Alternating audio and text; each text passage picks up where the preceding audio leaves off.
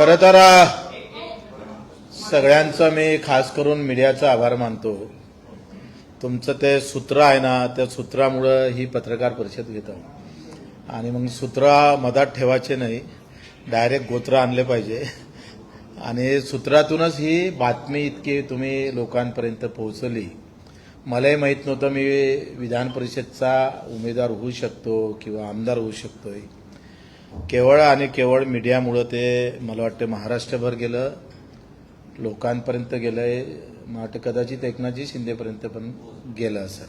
हे तुमची कृपा आहे. कधी कधी एखादी म्हणजे बाबा उद्या जर विधान परिषद भेटली तर ते मीडियाची कृपा आहे असं म्हणावं लागेल, काही हरकत नाही. म्हणून तुमचं मी आभार मानतो. दुसरे आभार मानतोय मी एकनाथजी शिंदे साहेबांचे. खरं तर जेव्हा त्यांनी सत्तांतर केलं तेव्हा मी एक राजकीय भूमिका घेतली आणि त्याच्यामुळे मी बदनाम पण खूप झालो होतो. आणि त्या सगळ्या राजकीय भूमिकेमुळे दिव्यांग मंत्रालय मला भेटलं, म्हणजे महाराष्ट्राला भेटलं, देशातलं पहिलं दिव्यांग मंत्रालय. कदाचित मला मंत्रिपद घेता आलं असतं पण मी ते टाळलं. दिव्यांग मंत्रालय भेटलं, आपल्याला सर्व काही भेटलं असं समजून आम्ही पुन्हा कामाला लागलो. आणि मग नंतर आंदोलन झालं कर्जमाफीच्या. मुख्यमंत्र्याच्या देवाभाऊच्या बैठकीमध्ये एकनाथ शिंदे साहेबांची भूमिका अतिशय महत्वाची आणि चांगली राहिली.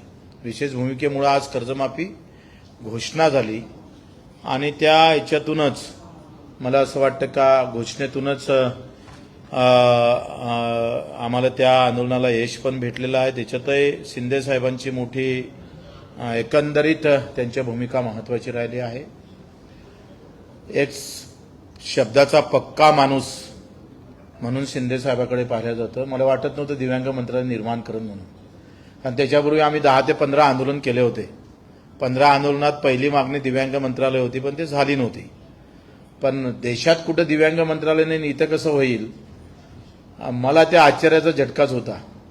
आणि माझं मंत्रिपद गेलं, म्हणजे मी उद्धव साहेबाकडे मंत्री होतोय आणि शिंदे साहेबाकडे मी आमदार राहिलो आणि त्याच्याकडे राहिलो म्हणून मग अधिक पुन्हा आम्ही विधानसभेत पडलो. पण माझ्याकडे येणारा मतदार मुस्लिम बौद्ध बांधव किंवा दलित बांधव असं होता. बच्चू कडू बीजेपी सोबत गेला म्हणून त्याचाही झटका बसला. मधात जरांगे साहेब होते. ह्या सगळ्या घोटाळ्यामध्ये मी सुद्धा 30-40 सीटा उभ्या केल्या आणि त्याच्यात आमचा हा सगळा पराजय झाला. पण आम्ही थकलो नाही. वर्षभरात मला असं वाटतं मी 2 वेळा उपोषण केले वर्षभरात.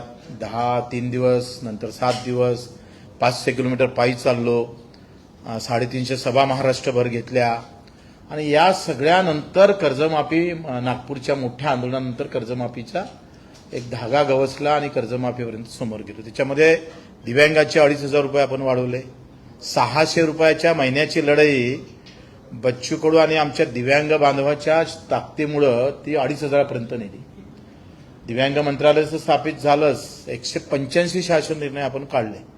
म्हणजे चळवळ काय काम करतं हे आपण अख्ख्या महाराष्ट्राला आपण दाखवून दिली का मंत्रिपदापेक्षाही चळवळ किती महत्वाची असते. आणि त्याच्यातून आपण 182 शासन निर्णय काढले. या सगळ्यामध्ये 2,500 रुपये मानधन, कर्जमाफी, एका वर्षातली आमदार नसतानाची कामगिरी आहे बरं आमची. नंतर भूमेन, म्हणजे याच्यामध्ये देवाभाऊला खरं तर आभार मानावं लागेल. त्यांनी भूमिहीन लोकांसाठी आमची मागणी होती का अपघात विमा लागू करा. जसं शेतकऱ्याला अपघात विमा आहे तसा शेतमजुरांना पण तो लागू झाला पाहिजे. त्याचाही शासन निर्णय निघाला आणि घरकुलासाठी पुन्हा शिंदे साहेबांनी मदत केली आणि 50,000 रुपये ग्रामीण भागातल्या घरकुलांसाठी सुद्धा वाढीव आले. ग्रामपंचायत कर्मचाऱ्यांना विनाअट पगार देणं भेटणं सुरू झाले, जे शेवटच्या घटकातले आहे. एकंदरीत या सगळ्या लढाईमध्ये आम्ही एका वर्षात काय काय घेतलं तर एकूण 40 ते 45,000 कोटीचं बजेट मी सांगतोय आमच्या आंदोलनामुळं सरकारले शेतकरी मजुरासाठी वळवावं लागलं. हे आमच्यासाठी मोठं यश आहे. आणि हे सगळं असताना मला असं समजलंय मीडियाच्या माध्यमातून का बच्चू कडूची वर्णी लागणार आणि ते विधान परिषदेवर आमदार होणार. आता मी काही एका जातीचा माणूस नाही, एका धर्माचा नाही, एका झेंड्याचा नाही, एका रंगाचा नाही. मी शेतकरी, शेतमजूर, दिव्यांगाचा आवाज उठवणारा एक कार्यकर्ता आहे. कदाचित शिंदे साहेबांना हा निर्णय घेतला तर दिव्यांगाचा, शेतकऱ्याचा, मजुरांचा सन्मान होईल आणि बगर जातीचे माणसं कोणी घेत नाही. तुम्हाला माहीत आहे आजकालचं राजकारण विकासापेक्षा जाती धर्मावर आहे. लोक मेंढरासारखे जातात जाती धर्माच्या नावावर. आम्ही मुद्द्याची लढाई लढणारे माणसं आहे. कदाचित आमचा विचार झाला तर आमचे काही मुद्दे आहेत. आम्ही आमदारकीसाठी जाणार का? तर बिलकुल नाही. आमचे मुद्दे आहे का जे काही दिव्यांगाचे उर्वरित प्रश्न आहे त्याला लगेच कुठेतरी आम्ही पाहतो पूर्तता झाली पाहिजे. त्यांची कर्जमाफी आहे, दिव्यांग बांधवाची पगाराची वाढ आहे, इतर काही महत्वाचे घरकुलाचे मुद्दे आहे. दुसरा, पेरणी ते कापणीपर्यंत सगळी कामे MRGS मधून झाली पाहिजे. शेतकऱ्याचा मुद्दा आहे, हमी भावाचा आहे. हमी भावासाठी शिंदे साहेबांना उद्या जर विचार केला आमचा तर आमचाही प्रस्ताव आहे, त्यांचाच थोडा प्रस्ताव. आम्ही काय म्हणते पदासोबत युती करणारे लोक नाही आहे. पदासाठी किंवा निवडणुकीसाठी युती करणारा बच्चू कडू नाही आहे. ते इतर पक्ष करतात युती, म्हणजे निवडणुका आल्या का यांच्या युत्या होतात. बच्चू कडूची जे काही युती आहे ती मुद्द्यासोबत असेल. मुद्दा असेल तरच मग आम्ही समोर पावलं टाकू. हमी भावाची लढाई आहे, मेळघाटातील काही प्रश्न आहे, स्कायवॉक आहे, फिरले मिल आहे, अचलपूरची शकुंतला आहे, एक्सप्रेस आहे, या ज्या काही महत्वाचे मुद्दे आहे. काही संत्र्याच्या संदर्भातले असेल, ऊस उत्पादक शेतकरी, आमचे द्राक्ष उत्पादक, कांदा उत्पादक शेतकऱ्याच्या प्रश्नावर मात्र भूमिका स्पष्ट केली पाहिजे. त्या संदर्भात भूमिका मांडली पाहिजे. विधवा भगिनी आहे, म्हणजे लाडक्या बहिणीला तुम्ही 1500 देता, पण त्या परित्यक्त्या आणि विधवा भगिनी ज्या लाडक्या आहे, त्या बहिणी आहे, त्यालाही तुम्ही तेवढेच देता. ज्यांना पती नाही त्यांनाही तेवढे, ज्यांना पती आहे त्यांना पण तेवढेच. हे काही महत्वाचे मुद्दे आहेत. त्याचा प्रस्ताव सुद्धा आम्ही शिंदे साहेबांना देऊ. निवळ आमदारकीसाठी जावं एवढा काही नालायक बच्चू कडू नाही आहे. त्याच्यामुळे ह्या सगळ्या मुद्द्यावर चर्चा होईल. प्रहार किमान 1,00,000 सभासद असणारी संघटना आहे भारतामध्ये, आपल्या महाराष्ट्रामध्ये. दिव्यांग बांधव किमान 5 ते 10 लाख लोक आमच्यासोबत जुडलेले आहे. जरी तुम्हाला वाटतं तर विदर्भापुरतं असेल, बच्चू कडू अमरावतीपुरतं आहे, असा विषय नाही आहे. आम्ही मुंबईत असतो तर कदाचित वेगळा विषय राहिला असता, कारण इथं दांडा उचलला तर बातमी होते आणि आम्ही तिकडे मरतो तरी बातमी होत नाही, कारण इथं मीडिया जवळ आहे, थोडा फरक पडतोच. तर हा सगळा विषय घेऊन प्रहार शिक्षक संघटना आहे, प्रहार कामगार संघटना आहे, प्रहार दिव्यांग संघटना आहे आणि प्रहारचं एक अस्तित्व आहे आणि ते कार्यकर्त्यांना निर्माण केलेली संघटना आहे. ते जातीपाती धर्माच्या आधारावर बेसवर आम्ही निर्माण केली नाही. प्रचंड कष्टातून, कार्यकर्त्याच्या प्रचंड कष्टातून ते निर्माण झालेले आहे. जेव्हा बातम्या वाचत होतो विलिनीकरणाच्या वगैरे, तेव्हा थोडंसं दुःख वाटत होतं की मी शिवसैनिकच होतो जुना. शिवसेनेच्या बंडखोरीतून प्रहार, बच्चू कडू एकमात्र महाराष्ट्रात असा कार्यकर्ता दिसन का शिवसेनेतून गेल्यानंतर दुसऱ्या पक्षात गेला आणि 25 वर्ष सतत लढत गेलाय. कुठल्याही पक्षाचा पाठिंबा नाही, कुठल्याही पक्षाचा नाही. पाठिंबा देतो म्हटलं तरी आम्ही घेतला नाही. इतकी तटस्थ भूमिका. म्हणजे मला मागच्या वेळेस शिंदे साहेबांना म्हणता आलं असतं का 2 सीटा आम्हाला द्या, 1 खासदारकी द्या, युती करा, पण नाही, आम्ही ते काहीच केलं नाही. काँग्रेस सोबत, शरद पवार साहेबांसोबत आम्ही बसलो, पण मला ते मान्य नव्हतं, आम्ही ते केलं नाही. अतिशय प्रामाणिकपणे आणि तत्वाला धरून ताकदीनं मुद्द्यासोबत आपण राहिलो पाहिजे. जो गोरगरीब जनता आहे त्याच्यासोबत आपण काम केलं पाहिजे. आपली ओळखच ते आहे महाराष्ट्रामध्ये. का सामान्य माणसाचा भिडू कोण असन तर तो बच्चू कडू आहे, असं एक जो नारा तयार झालेला आहे, तो आमच्या कष्टातून, मेहनतीतून, प्रामाणिकतेतून झालेला आहे. आणि म्हणून त्या विचारानं ही संघटना मोठी केली. फार लढलोय. कर्जमाफी झाल्यानंतर, घोषणा झाल्यानंतर आम्हाला काही अपेक्षा होत्या शेतकऱ्यांकडून, काही गर्दी करेल, काही आम्हाला येऊन भेटून शाबासकी देईल. दुर्दैवाने ते भेटली नाही. आणि आज नेत्यापर्यंत जायची काय गरज आली? जनतेपर्यंत जाणारा माणूस बच्चू कडू आज नेत्यापर्यंत का जावं लागतं? त्याचं कारण आहे जनताच आहे. आम्हाला विधानसभेत हार खावं लागली. 150 वेळा रक्तदान करणारा, 350 गुन्हे दाखल करून घेणारा, पडल्यानंतर पुन्हा 80 गुन्हे दाखल करून घेणाऱ्या बच्चू कडूला हार खावं लागली. आखरी एकंदरीत या देशातलं राजकारण जात पात धर्माच्या ताकदीवर चालतं. मुद्दा आणि काम करणाऱ्या कार्यकर्त्याला मागं राहावं लागतं. ते तुम्हालाही माहीत आहे, वेगळं सांगायची गरज नाही. लोक बिलकुल काय म्हणते मेंढरासारखे जाती धर्माच्या मागं जातात आणि काम करणाऱ्या कार्यकर्ता थांबावं लागतं. असं एकंदरीत आमची भूमिका आहे. खरं तर बातमीतून बातमी तयार झालेली आहे, हे तुम्हाला मान्य करावं लागेल. आता या सगळ्या संदर्भात मी माझी भूमिका इथं स्पष्ट केलेली आहे. तुम्हाला काही प्रश्न विचारून तर आपण विचारू शकता. प्रस्ताव मला वाटतं मलाही तो माध्यमातूनच समजला. एकडाव वगैरे ती भेट आमची झाली होती तेव्हा एक चर्चा आणि फोनवरून आम्ही सामंतसोबत थोडं बोलणं झालं होतं, पण त्याच्यात काही स्पष्टता नव्हती.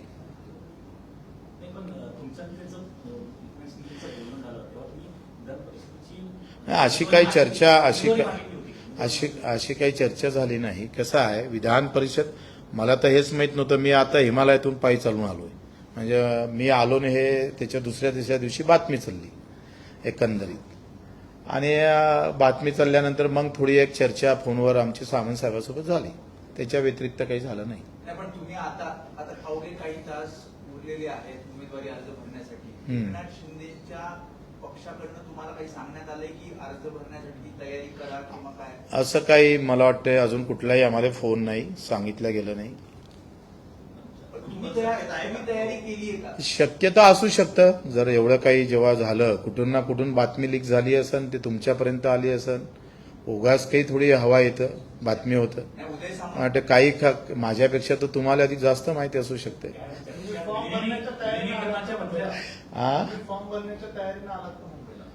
नाही, फॉर्म भरायला काही जास्त वेळ लागत नाही. आता 6 महिने 1 वर्ष अगोदर आपण भरलाच होता. ते कागदपत्र बॅगीतच असतं.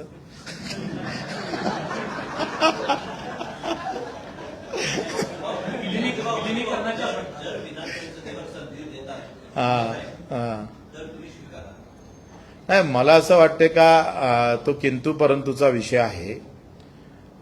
आखरी चर्चा झाली पाहिजे. मी काय म्हटलंय का निवड आमदार व्हायचं असतं तर मी आता तुम्हाला हो म्हटलं असतं.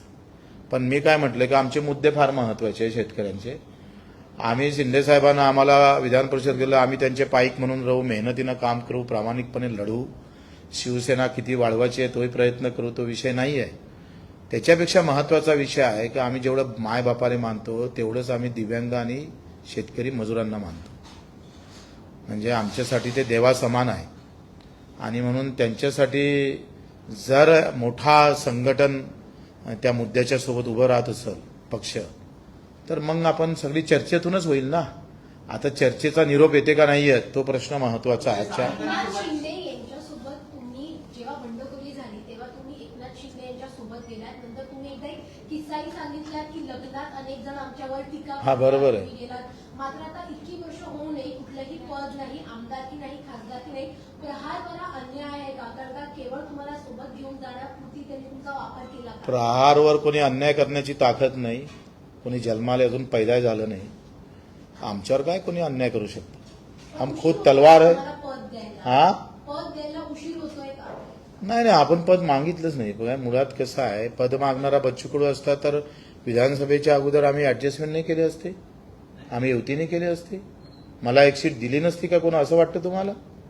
तेवढी लायकी नाही आहे का बच्चू कडूची? नाही आहे. हम खुद के राजा आहे, आमची पाणटपरी आहे.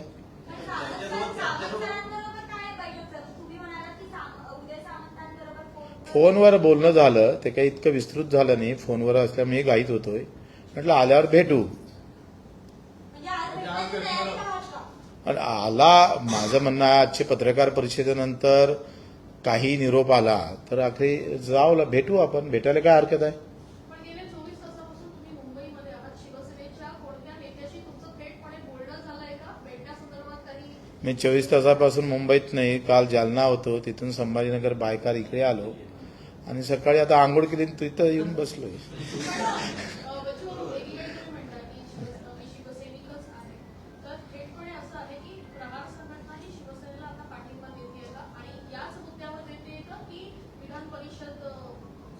ताई, माझं काय म्हणणं आहे, हे चर्चानंतरच होईल. आखरी चर्चा फेस टू फेस झाल्याशिवाय आपण याच्यावर काय बोलू शकतो? नाही, माझं काय म्हणणं आहे, विलिनीकरण असू दे का अधिक काही असू दे, ह्या चर्चेशिवाय आपण काही बोलू शकत नाही. चर्चा कशी रंगतं, मुद्दे काय आहे, आमच्या मुद्द्यासंदर्भात ते काय बोलतात, हे सगळे परंतु किंतु परंतु आहे ना, लक्षात घ्या ना.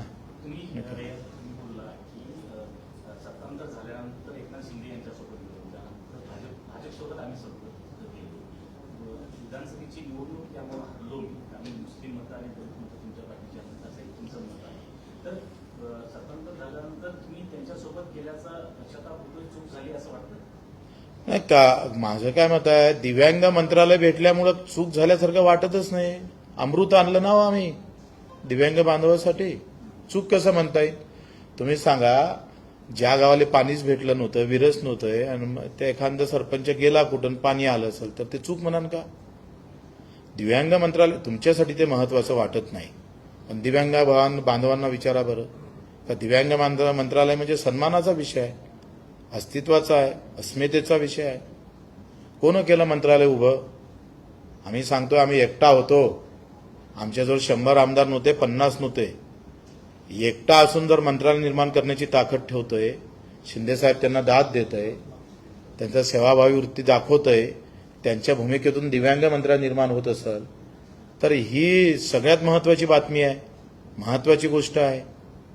म्हणजे ज्यांची सत्ता होती त्यांनी एक मंत्रालय निर्माण केलं नाही ना, हमारा कुछ नहीं था, मंत्रालय निर्माण झालं. हे तुम्हाला महत्वाचं वाटत नाही, पण ज्याला 2 पाय नाही, हात नाही, डोळे नाही, त्याला विचारून पहा ते किती महत्वाचं आहे. चलपूर परतवाडामध्ये मंत्रण विषय आला होता काही दिवसांपूर्वी. एकंदरीतच त्या विषयाच्या अनुषंगाने तुम्हाला काय वाटतं? आणि आज हिंदू सगळ समाज मार्फत अचलपूरमध्ये मोठी सभा ठेवलेली आहे, पोलिसांनी परवानगी नाकारली तरी त्याच्यावर ते काम आहे. वस्तुस्थितीला माझं काय म्हणणं आहे, प्रकरण पहिले वस्तुस्थितीचा अभ्यास न करता जे काही बवाल झाला, काय झालं का 108, 180 पुऱ्या देशात जगात ती बातमी गेली. बदनाम तर परतवाडा झालं ना.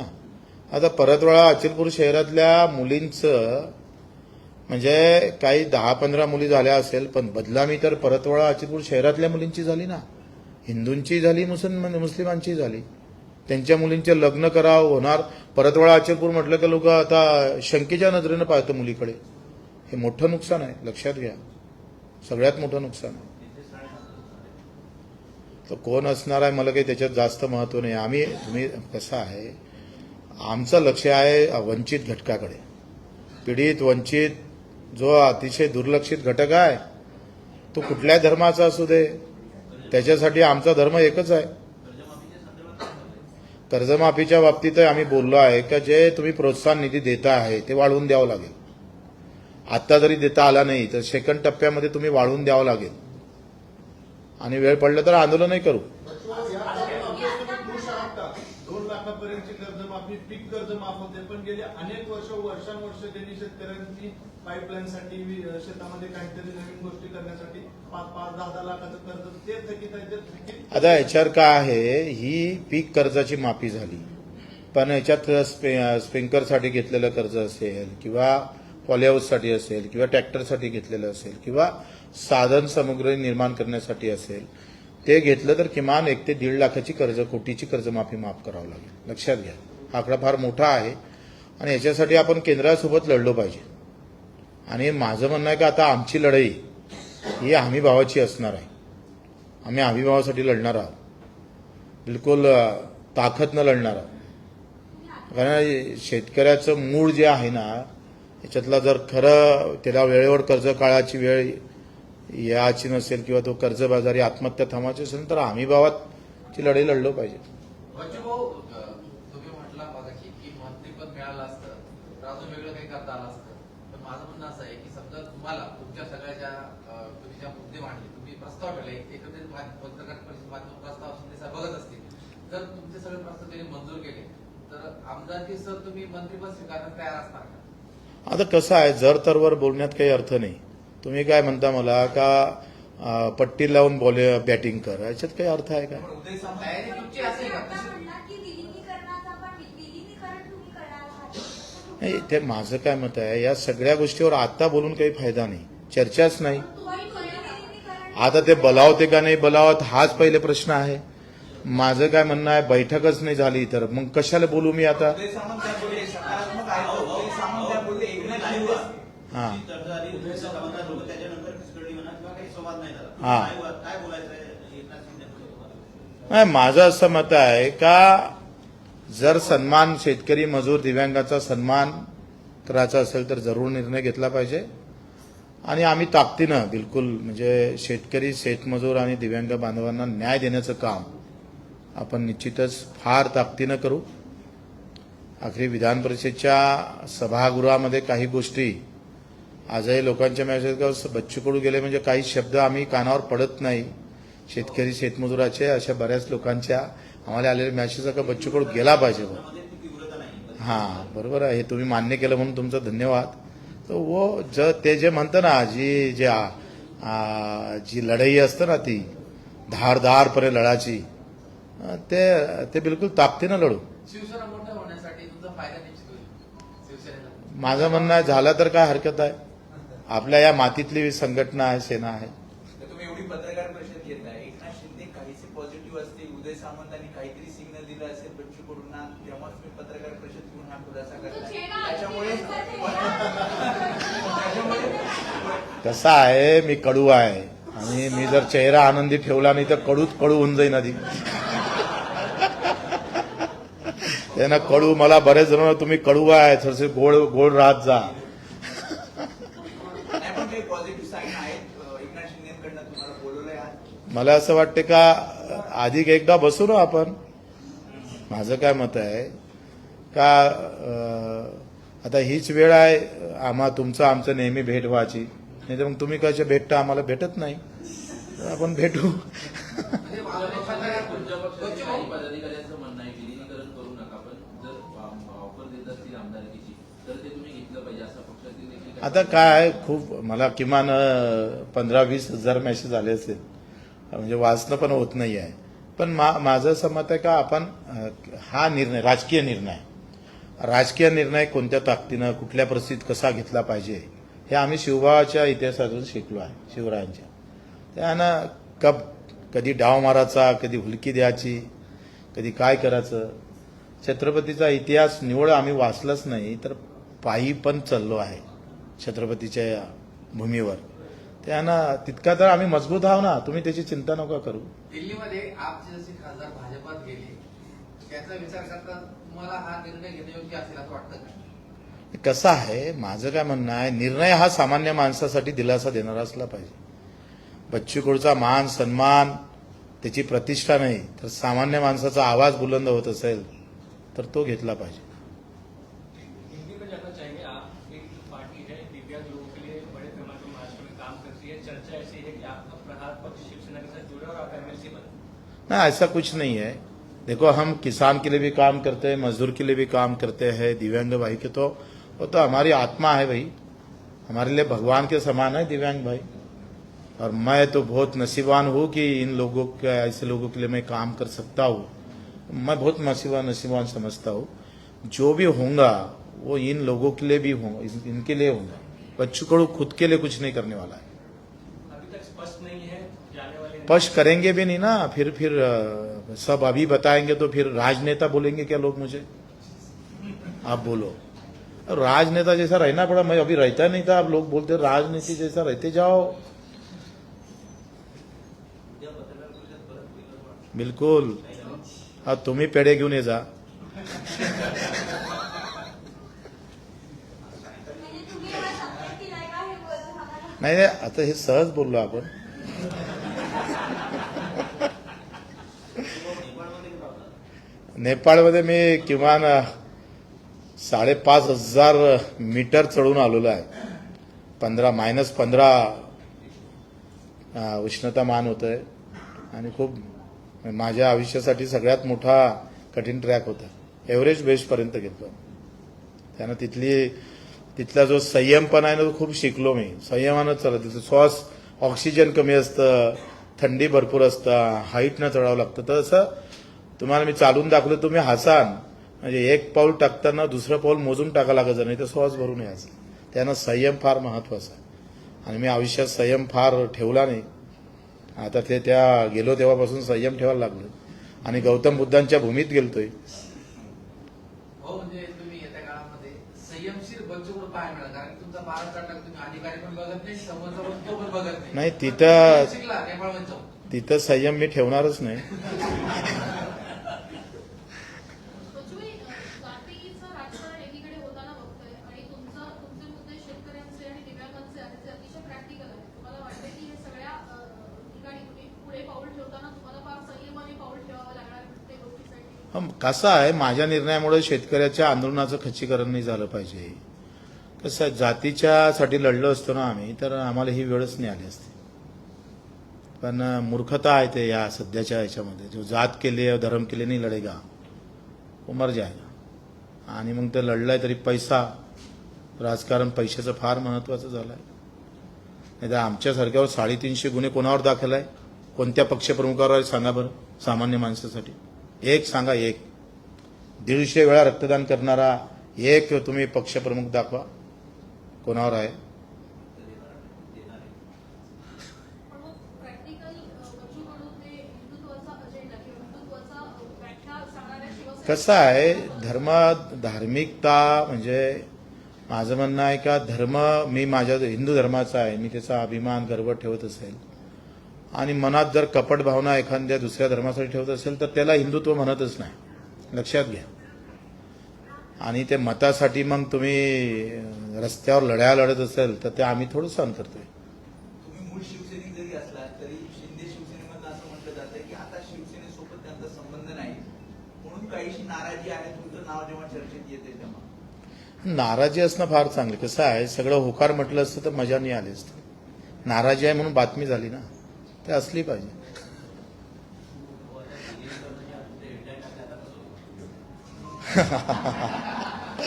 मला माहित आहे तुम्हाला ब्रेकिंग भेटत नाही, तेपर्यंत तुम्ही मला प्रश्न विचारत राहाल.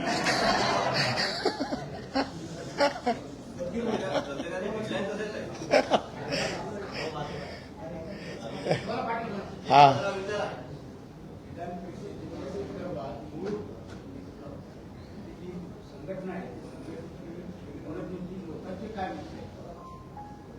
तुमच्या संघटनेनं लोकांची काय मदत नाही लोक त्यांना साहजिकच आहे. ज्या कार्यकर्त्यांनी 25-25 वर्ष मेहनत केली, रक्ताचं पाणी केलं, एखादी संघटना बगर जाती धर्माची मोठी करणं की लहान गोष्ट नाही आहे, लक्षात घ्या. म्हणजे आम्ही आमदार होणं, या अशा काळातून संघटना चालवणं ही तारेवरची कसरत असतात. मग त्यांना त्यांच्या भावना व्यक्त करतात ते. तुम्ही आधी म्हणजे जसं तुम्ही म्हणाल की तुम्ही जुने शिवसैनिक आहात तेव्हा उद्धव ठाकरे यांच्या नेतृत्वाखाली खरं तर शिवसेनेचा हा पक्ष होता. मात्र आता शिवसेनेचे 2 गट झालेले आहेत. तुम्ही एकनाथ शिंदे यांच्या बाजूने मत व्यक्त करताना सध्या बघायला मिळत आहे.